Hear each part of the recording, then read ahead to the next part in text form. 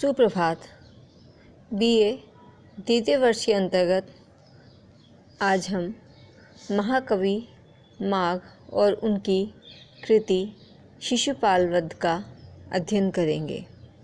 सुप्रसिद्ध महाकाव्य शिशुपाल वध के रचयिता माघ अपने विषय में केवल यही कहते हैं कि उनके पिता दत्तक सर्वाश्रय थे और उनके पितामह सुप्रभदेव वर्मलात नामक राजा के मंत्री थे। माघ के समय विरूपण में बड़ा मतभेद है। कोई उन्हें 7वीं शताब्दी के उत्तरार्ध में मानता है तो कोई 8वीं शताब्दी के मध्य में। प्रमाणों के आधार पर उनका 7वीं शताब्दी के उत्तरार्ध का समय ही समीचीन जान पड़ता है। माघ के समय की सीमा बहिरंग प्रमाणों के आधार पर निर्धारित होती है। सोमदेव अपने यशस तिलक चंपू में माघ का उल्लेख करते हैं। श्री आनंदवर्धन ने भी अपने ध्वन्यालोक में शिशुपाल वध के 2 श्लोकों, तीसरे अंक के 53 श्लोक, 5वें अंक के 26वें श्लोक को उदाहरण के रूप में उद्धृत किया है। इससे पहले राष्ट्रकूटों के राजा नृपतुंग 814 ईस्वी ने अपने कन्नड़ी भाषा के ग्रंथ कविराज मार्ग में माघ को कालिदास का समकक्ष स्वीकार किया है। इससे यह स्पष्ट है कि नृपतुंग के समय में अर्थात 9वीं शताब्दी के पूर्वार्ध में माघ ने साहित्य जगत में प्रतिष्ठित पद प्राप्त कर लिया था। अतएव यह ही निश्चित है कि माघ का आविर्भाव काल 800 ईस्वी के बाद का नहीं हो सकता। माघ का समय निर्धारित करने के लिए एक महत्वपूर्ण अंतरंग प्रमाण भी मिलता है।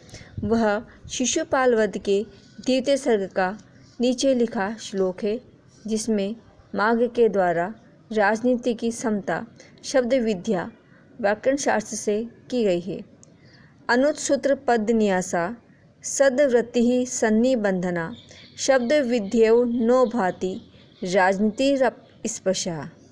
इस श्लोक में काशिका वृत्ति और न्यास नामक 2 व्याकरण ग्रंथों की ओर स्पष्ट संकेत किया गया है। मल्लिनाथ और वल्लभदेव दोनों टीकाकारों ने इस संकेत का स्पष्ट उल्लेख किया है। काशिका वृत्ति की रचना वामन और जयादित्य ने 650 ईस्वी में की थी। अतः यह निश्चित है कि माघ इसके बाद ही हुए होंगे, किंतु उक्त श्लोक में न्यास शब्द से जिस ग्रंथ विशेष की ओर संकेत है उस विषय में भी विद्वानों में मतभेद है। फिर भी माघ का समय इसी आधार पर 750 ईस्वी के आसपास होना सिद्ध होता है। शिशुपाल वध 20 सर्ग का महाकाव्य है। इसकी गणना बृहत्त्रयी में की जाती है। इसमें 1650 श्लोक हैं। इसकी कथा का सार इस प्रकार है। देवर्षि नारद इंद्र की ओर से श्री कृष्ण को देवताओं के विरोधी शिशुपाल का नाश करने के लिए प्रेरित करते हैं। बलराम तुरंत युद्ध छोड़ने का परामर्श देते हैं और उद्धव युधिष्ठिर के राजसूय यज्ञ में जाने का, श्री कृष्ण अपनी सेना के साथ इंद्रप्रस्थ के लिए प्रस्थान करते हैं। मार्ग में उनका सारथी दारुक रेवतक पर्वत का सुंदर वर्णन करता है। रात्रि हो जाने पर सेना पड़ाव डाल देती है। यादव लोग अपनी स्त्रियों के साथ जल क्रीड़ा और वन विहार में मग्न हो जाते हैं। सूर्योदय होने पर सेना सहित यमुना पार करके श्री कृष्ण इंद्रप्रस्थ पहुँचते हैं। युधिष्ठिर उनकी अग्रिम पूजा करके उन्हें सम्मानित करते हैं। शिशुपाल इसका विरोध करता है और लड़ाई के लिए सेना तैयार करता है। अपने दूत द्वारा दर्पपूर्ण संदेश भेजकर शिशुपाल युद्ध को अवश्यंभावी बना देता है। दोनों सेनाओं में युद्ध होता है। अंत में श्री कृष्ण अपने सुदर्शन चक्र से शिशुपाल का सिर काट डालते हैं और उसका तेज उनमें लीन हो जाता है। संक्षेप में यही शिशुपाल वध की कथा का सार है। माघ वास्तव में उच्च कोटि के कवि हैं। उनका सारा काव्य प्रौढ़ एवं उदात्त शैली का उत्कृष्ट उदाहरण है। प्रत्येक वर्णन प्रत्येक भाव साधारण शब्दों में न होकर अलंकारों से विभूषित भाषा में प्रकट किया गया है। इस कारण संपूर्ण काव्य आदि से अंत तक अत्यंत प्रभावोत्पादक है। शैली की असाधारणता सर्वत्र दिखाई देती है। प्रत्येक सर्ग में ओजो गुणमयी कविता का विकास दिखाई पड़ता है। प्राय प्रत्येक सर्ग में कुछ ऐसे पद्य हैं जो वर्णन सौंदर्य, भाव सौष्ठव अथवा विचार गांभीर्य की दृष्टि से अद्वितीय कहे जा सकते हैं। माघ काव्य के वर्णन बड़े सजीव एवं सालंकार है। माघ की प्रकृति पर्यवेक्षण शक्ति अद्भुत एवं प्रभावपूर्ण है। उनके प्रकृति के शब्द चित्र बड़े ही मनोरम है। रेवतक पर्वत को उन्होंने विशाल हाथी का रूप दे दिया है। चौथे अंक का 10वां श्लोक द्रष्टव्य है। उदयति विततो उधरु रश्मि रज्वा वहीम रुचो हिमधाम्नि याति चास्तं वहति गिरिरयं विलंबी घंटा द्वयं परिवारित वार्णेन्द्र लीलम। रेवतक पर्वत की प्रातःकालीन सुषमा का यह वर्णन है। ऊपर फैली हुई रज्जु रूपी किरणों से मुक्त सूर्य एक ओर उदय हो रहा है, दूसरी ओर चंद्रमा अस्त होने जा रहा है। जान पड़ता है कि रेवतक उस गजेंद्र की शोभा को धारण कर रहा है जिसके दोनों ओर 2 उज्ज्वल घंटे लटक रहे हों। इसी कल्पना के कारण माघ को घंटा माघ भी कहा गया है। एक और कल्पना की यहाँ पर छठा देखिए। उदय शिखर श्री श्रृंग प्रांगणेषु रिंगम स कमल मुख हासम वीक्षित पद्मिनी भी वितत मृदु कराग्र शब्दयंत्या वयो भी परिपतति दिव्यो अंके हेलिया बाल सूर्य। जिससे कोई बालक आंगन में खेल रहा है, स्नेहशील माँ उसे पुकार रही है और वह हंसते हुए अपने कोमल हाथ फैलाकर उसकी गोद में जा गिरता है। उसी प्रकार यह बाल सूर्य उदयाचल के शिखर रूपी आंगन में होता हुआ खिले कमल मुखों से हंसती हुई पद्मिनियों के देखते देखते अपने कोमल करों अर्थात किरणों को फैलाकर पक्षियों के कलरव के ब्याज से पुकारती हुई अपनी आकाश माता रूपी माता की गोद में लीलापूर्वक उचक रहा है। माघ के वर्णन एवं संवाद बड़े ही सरल एवं ओजपूर्ण है। कटुता तथा ओजस्विता के साथ शिशुपाल और श्री कृष्ण को वह सर्वप्रथम सम्मानित करने वाला यहाँ पर विरोध प्रदर्शित कर रहा है। अर्णताम गिरम न गदसीति जगति पटेहे विघुष्यते निंद्यमथ च हरिमर्च्यत तौ कर्मणैव विकसत्यत असत्यता। डंके की चोट पर संसार में घोषणा की जाती है कि तुम असत्य भाषण नहीं करते, पर इस निंदनीय कृष्ण की पूजा नवीनता अपने असत्याचरण का खुला विज्ञापन क्यों कर रहे हो। माघ की कविता की सरसता, अलंकारों की नवीनता, श्लेष की उपयुक्तता तथा चित्रालंकारों की विचित्रता इनके काव्य में दिखाई देती है। माघ ने अपने काव्य में स्थान स्थान पर मुग्धकारिणी स्वभावोक्ति, अतिशयोक्ति, उपमा, रूपक, उत्प्रेक्षा, दृष्टांत आदि अलंकारों का समुचित सन्निवेश किया है। उनकी उपमाएं बड़ी रोचक हुई है।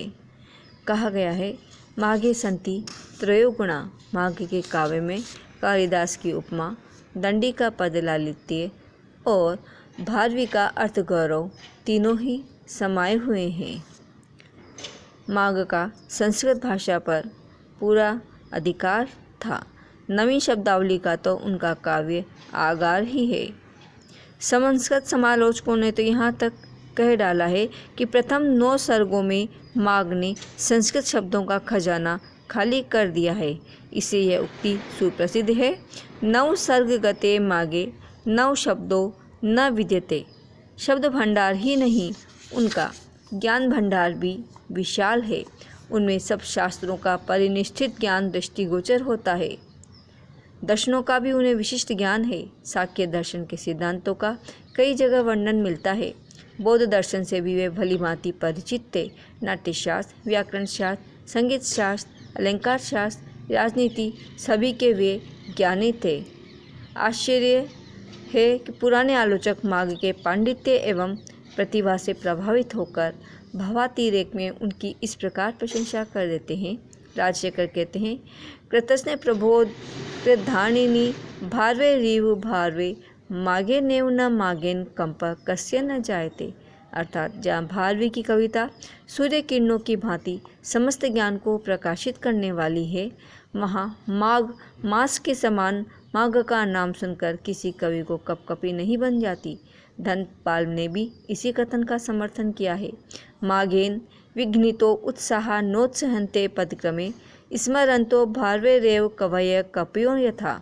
जिस प्रकार माघ के ठिठुरते जाड़े में बंदर सूर्य का स्मरण करके उछल कूद नहीं मचाते, उसी प्रकार माघ की रचना के सामने कवियों का पद योजना करने में उत्साह ठंडा पड़ जाता है, चाहे वे भारवी के पदों का कितना ही स्मरण करें। माघ के बारे में यह सुप्रसिद्ध संक्षेप में सार था। धन्यवाद।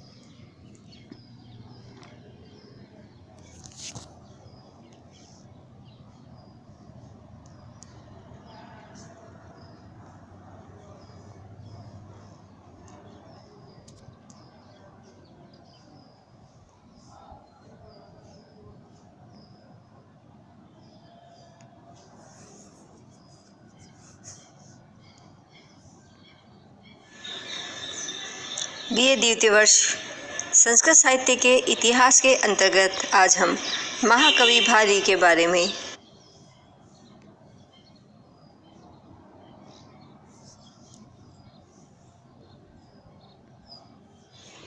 सुप्रभात। बीए द्वितीय वर्ष में